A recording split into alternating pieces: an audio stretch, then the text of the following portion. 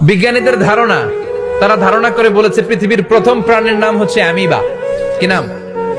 ওরা বলেছে এটা এককোষী জীব। It's a very small unicellular organism found ever in the world. পৃথিবীতে পাওয়া প্রথম এককোষী প্রাণীর নাম হচ্ছে অ্যামিবা। এটা এসেছে শৈবালের মতো, এরপরে জুপ্লাংটন, ফাইটোপ্লাংটন, ব্যাকটেরিও প্লাংটন, একটার পর একটা স্পিসিজ প্রজাতি পৃথিবীতে ডেভেলপ করেছে। কোন সুবহানাল্লাহ। এই পানির কথা কোরআনের ভেতরে বলে দিল কে? এজন্য আল্লাহ বললেন ওয়াল কোরআনিল হাকীম, বিজ্ঞানময় কোরআনের শপথ। এই কোরআনটা বিজ্ঞানের ঠাসা। এই কোরআন আশ্চর্যের শেষ নাই। এই কোরআন কোনোদিন পুরাতন হয় না। এই কোরআনের ভেতরে আল্লাহ দিয়েছেন হেদায়েতের মশাল, আর কোরআনটাকে বানিয়েছেন বিজ্ঞানের সুউচ্চ মিনার। জোরে কোন সুবহানাল্লাহ। বিজ্ঞানীদের ধারণা, তারা ধারণা করে বলেছে পৃথিবীর প্রথম প্রাণীর নাম হচ্ছে অ্যামিবা। কি নাম?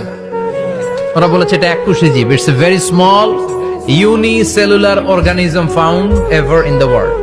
পৃথিবীতে পাওয়া প্রথম এককোষী প্রাণীর নাম হচ্ছে অ্যামিবা।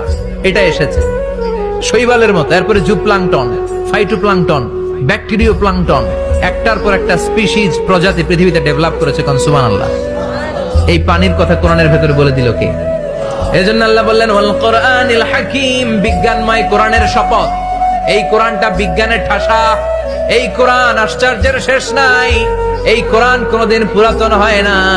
এই কোরআনের ভেতরে আল্লাহ দিয়েছেন হেদায়েতের মশাল, আর কোরআনটাকে বানিয়েছেন বিজ্ঞানের সুউচ্চ মিনার। জোরে কোন সুবহানাল্লাহ।